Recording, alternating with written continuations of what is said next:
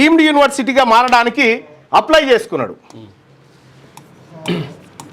College university అయింది. Deemed to university మారడానికి apply చేసుకున్నాడు. ఏ రోజు అప్లై చేసుకున్నాడు? 2023 నవంబర్ 23 తారీఖు. 2023 నవంబర్ 23 తారీఖున ఈయన అప్లై చేసుకుండు. లేలే నేను ఎస్సీ ఎస్టీ బీసీ పిల్లలకి నేనే అమ్ముకుంటా సీట్లన్నీ, నాకు అర్హతలు ఉన్నాయని చెప్పి అప్లై చేసుకుంది. రిజర్వేషన్ ఏం లేదు, అంతా క్యాన్సల్. అసలు ఈ డీమ్డ్ యూనివర్సిటీ అంటే ఏమిటి? డీమ్డ్ యూనివర్సిటీ అంటే, డీమ్డ్ టు యూనివర్సిటీ అంటే నాణ్యత గల మంచి విద్యను అందించే సంస్థగా గుర్తింపు. ఒకటి, నాణ్యత గల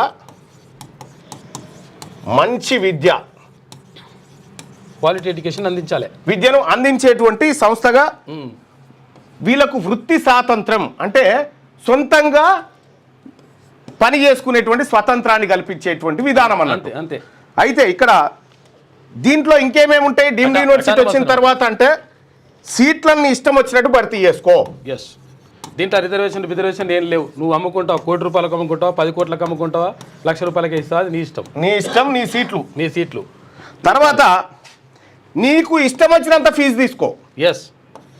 3 లక్షలు అనేది రూల్ ఏం లేదు. ఎందుకంటే గతంలో 3 లక్షల రూలే ఉండే. ఎందుకంటే ఈ ఎవరైతే కన్వీనర్ కోటా ఉందో పిల్లలు ఎవరైతే ఉన్నారో నీకు ఇష్టం వచ్చినంత ఫీజు తీసుకో. ఇప్పుడు ఎంత అయినా తర్వాత సిలబస్ నువ్వే తయారు చేసుకో. అంటే నువ్వేం పాఠాలు పెట్టాలనుకుంటున్నావు, ఏం చెప్పాలనుకుంటున్నావు. తర్వాత లేవు రిజర్వేషన్లు పాటించాల్సిన అవసరం లేదు. ఎస్సీ ఎస్టీ బీసీలకు ఇవ్వాల్సిన పని లేదు. నీ ఇష్టం, ఇక అంతా నీ ఇష్టం అన్నట్టు. ఇది అయిపోయిన తర్వాత ఇవన్నీ ఉంటాయి, ఇవన్నీ ఉంటాయి. అయ్యా అప్లై చేసిండు. అప్లై చేసిన